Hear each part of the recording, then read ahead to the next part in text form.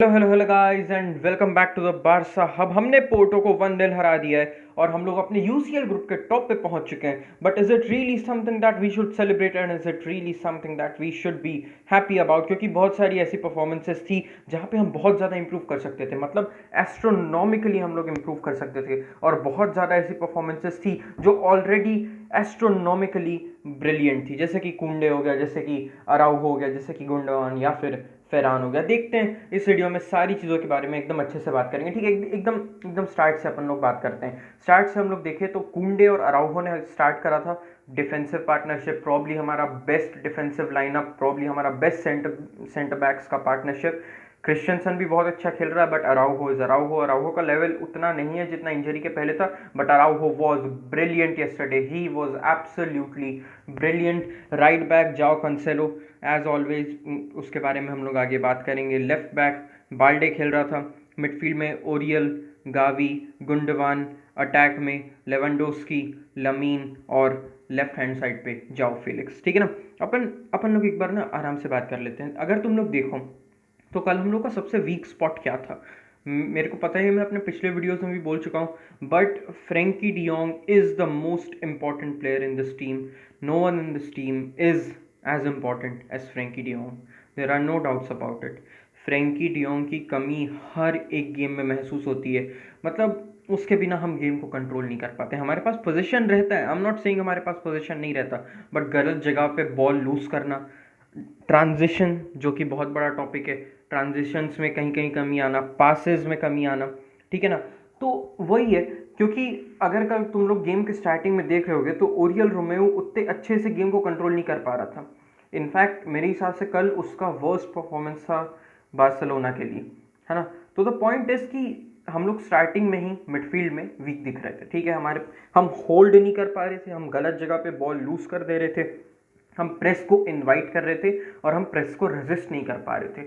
Basically ज़्यादा time ball खुद के पास रखना, हल्की हल्की डिसीजन मेकिंग में गलती, इधर जो पास देना चाहिए वो उधर जा रहा है and stuff like that.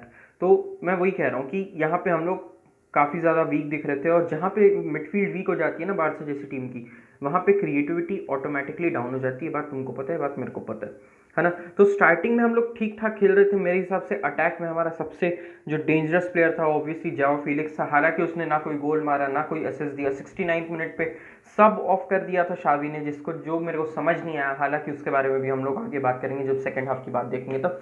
But मैं कह रहा हूँ कि हम लोग का अटैक में सबसे ज़्यादा डेंजरस प्लेयर जब तक जाओ फिलिक्स खेल रहा था तब तक जाओ फिलिक्स था। फेरान के बारे में भी आगे बात करते हैं। तो फेरान से ज़्यादा लेवेंडोस्की इंजर्ड हो गया था, और उसकी इंजरी काफ़ी ज़्यादा सीरियस थी। और ये हर बार क्यों होता है यार अपने साथ? हर हर हर बार होता है अपने साथ, लिटरली हर बार होता है ऐसे। कोई खतरनाक स्टेज पे आके, जब यूसीएल सबसे ज़्यादा इंपॉर्टेंट है, ऐसी स्टेज पे आके हम लोग हमेशा किसी न किसी बड़ी इंजरी का शिकार बन जाते हैं। कोई ना कोई हमारा सबसे इंपॉर्टेंट प्लेयर बड़ी इंजरी का शिकार बन जाता है। हालांकि सिर्फ एक ब्लो था, ज़्यादा बड़ी इंजरी हुई नहीं है लेवेंडोस्की को, ऐसी रिपोर्ट्स आ रही है। बट ठीक है, द पॉइंट इज कि लेवेंडोस्की जल्दी इंजर्ड हो गया था और उसकी जगह पे फेरान टोरेस आ गया था, and this was a blessing in disguise. क्योंकि फेरान टोरेस के आते साथ पूरा गेम बदल गया। फेरान टोरेस की तुमने एक चीज़ नोटिस करी होगी, उसका प्रेस इज इमैक्युलेट, उसका press is literally immaculate. No matter वो किसी गेम में स्कोर करे ना करे, गोल कंट्रीब्यूशन, असिस्ट, अच्छे पासेस, जो भी है यार तुमको पता है, वो करे ना करे, बट उसका प्रेस हमेशा रहता है। ये पता है फेरान और रफीनिया का जो प्रेस है ना, वो इतना ज़्यादा गेम में इम्पैक्ट डालता है जिसकी कोई हद नहीं है ना। तो मैं वही बोल रहा था, फेरान के आते साथ पूरा का पूरा गेम जो है वो एकदम से चेंज हो गया। फेरान ने अच्छे से पूरा अच्छे से प्रेस करा, और फेरान के प्रेस करने के कारण बाकी टीम भी थोड़ी एग्रेसिव दिख रही थी। बाकी टीम ने भी प्रेस करना शुरू किया। मैं कहीं नहीं कह रहा हूँ कि बार्सिलोना बहुत ज़्यादा अच्छा खेलने लगी थी, बार्सिलोना बिल्कुल अच्छा नहीं खेल रही थी, बट अब ये हो रहा था कि प्रेस के कारण में पोर्टो गलत जगह पे बॉल लूज करना शुरू कर देती थी, और जहां ने पोर्टो ने बॉल गलत जगह पे लूज करी वहां से ही हमारा फर्स्ट गोल आया। गुंडवान ने बहुत बेहतरीन पास दिया फेरान टोरेस को, और फेरान टोरेस का काफ़ी अच्छा फिनिश। मेरे को लग नहीं रहा था ऑनेस्टली कि वो फिनिश कर पाएगा, not because Ferran doesn't have the quality but because he has missed many similar chances. ठीक है, तो यहाँ और ये जो गोल की टाइमिंग थी बहुत ज़्यादा इंपॉर्टेंट थी। 45+1 में ये गोल आया है तो बहुत ज़्यादा इंपॉर्टेंट गोल था, क्योंकि अगर ये गोल नहीं आता ना तो हो सकता है हम लोग सेकेंड हाफ में हार जाते हैं। लिटरली हो सकता है कि हम लोग सेकेंड हाफ में हार जाते। एनीवेज द पॉइंट इज कि मैं कह रहा हूँ कि ये जो प्रेस वैसे जैसी चीज़ें बहुत ज़्यादा इंपॉर्टेंट है, और इसके लिए जो प्लेयर्स हैं ना मैं वही कह रहा हूँ, हम लोग 3 प्लेयर्स को इतना मिस कर रहे हैं। जब तक वो थे तब तक हम लोग को रियलाइज़ नहीं हो रहा था। हालांकि पेड्री और फ्रेंकी डी होंगे तो पता ही था हम लोग को, बट रफीनिया कितना इंपॉर्टेंट है ये भी हम लोग को पता चल रहा है। रफीनिया का प्रेस कितना इंपॉर्टेंट है ये पता चल रहा है, उसका आउटबर्स्ट विद स्पीड कितना इंपॉर्टेंट है ये हम लोग को पता चल रहा है। तो एनीवेज, तो ये थी फर्स्ट हाफ की स्टोरी। एवरेज परफॉर्मेंस रेट करना 5/10 रेट करूंगा मैं इसे। कुछ स्पेशल नहीं था, लिटरली कुछ स्पेशल नहीं था। डिफेंसिवली डिफेंसिव डिफेंसिवली अच्छे थे, आगे बात करेंगे हम लोग डिफेंस के बारे में। बट मेन प्रॉब्लम जो मैंने बोला मिडफील्ड में ही मेन प्रॉब्लम था, क्योंकि हम क्रिएट नहीं कर पा रहे थे कुछ, है ना। जो एक कनेक्शन होना चाहिए ना डिफेंस मिडफील्ड और अटैक के बीच में, जो एक सिनर्जी होनी चाहिए, जो केमिस्ट्री होनी चाहिए, वो बिल्कुल नहीं दिख रही थी। ठीक है, सेकेंड हाफ में आते हैं। सेकेंड हाफ में डिफेंस डिफेंस डिफेंस, मैं जितनी तारीफ करूँ डिफेंस की और उस रेफरी के डिसीजन की उतनी कम है। ठीक है ना, क्योंकि अगर डिफेंस देखे, कुंडे का वो टैकल वाज इनसेन। कुंडे का वो that tackle was absolutely insane. He is our best centre back this season without a doubt, without a doubt. और उसके थोड़ी ही देर बाद अराउहो का वैसे ही खतरनाक टैकल। तो मैं वही कह रहा हूँ, हम लोग इतने लकी हैं इन दोनों के होने के लिए। दोनों एथलेटिक है, दोनों फिजिकल है, दोनों के पास पोजिशनिंग की सेंस है, और दोनों के पास इतनी स्पीड है कि once they are lost they can go back and recover the ball from the opponent.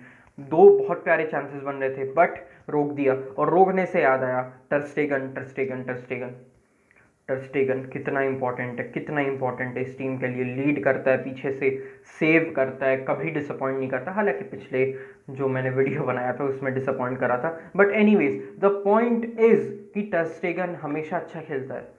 He is the most consistent player that we have except Frenkie de Jong, है ना। तो मैं वही कह रहा हूँ, उसके इतने अच्छे सेव, और सिर्फ सेव की बात नहीं, पीछे से एक एग्रेसिवनेस आनी चाहिए डिफेंसिव लाइन से, वो भी टर्स्टेगन हम लोग को प्रोवाइड कर रहा था। तो ऑल इन ऑल हम लोग का डिफेंस अगर ऑब्जेक्टिवली देखें तो डिफेंस अच्छा खेल रहा था। If you only focus on defence, the defence was good. But अगर हम ओवरऑल टीम की डिफेंडिंग की बात करें तो दैट वाज नॉट गुड, है ना। क्योंकि उसका रीज़न वाज कि हमारा midfield was not good at all. जब रॉबर्टो आ गया तब तो और ही छोड़ दो, फिर तो हटा ही देते हैं अपन। तो मैं वही कह रहा हूँ। बाकी अगर रही बात जाओ कैंसेलो की, उतना ज़्यादा इम्पैक्ट नहीं था गेम में, उतना ज़्यादा मूवमेंट नहीं दिख रहा था। लमीन यमाल का भी वही केस था। लमीन यमाल हल्का हल्का सा नर्वस दिख रहा था, and he also fell ill later on in the game. 10 minute के लिए वो चला गया था। But anyways the point is कि लमीन यमाल जब पिच पे भी था तब उसको, ये हमने पिछले गेम्स में भी नोटिस करा है, उसको बॉल नहीं मिलती ज़्यादा, है ना। तो उसे बॉल देना कैसे है ज़्यादा, वो शावी को सोचना पड़ेगा, क्योंकि he is a very important player.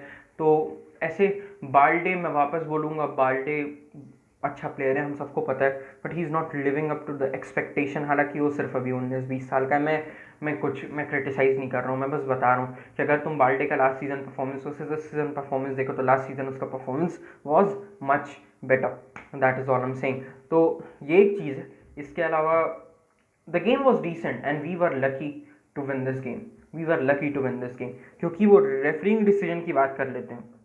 देखो, दो चीज़ें। पहली बात कि हम लकी हो गए ठीक है ना, हम लकी हो गए क्योंकि मेरे को पर्सनली नहीं लगता कि वो पोर्टो के प्लेयर का हैंडबॉल था।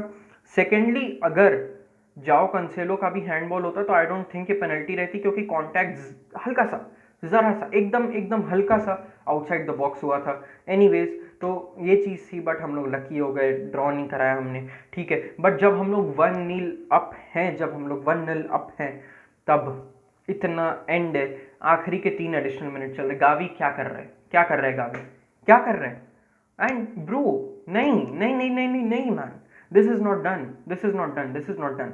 फालतू का फाउल कर रहे हैं, मिडफील्ड में है वो लोग, फालतू का फाउल कर रहे हैं। पहले से येलो मिल चुका है, सीधा पकड़ के रोक लिया उसे। नहीं यार, दिस इज नॉट डन। दूसरा येलो एंड रेड उसके बाद, ऑब्वियसली रेड उसके बाद।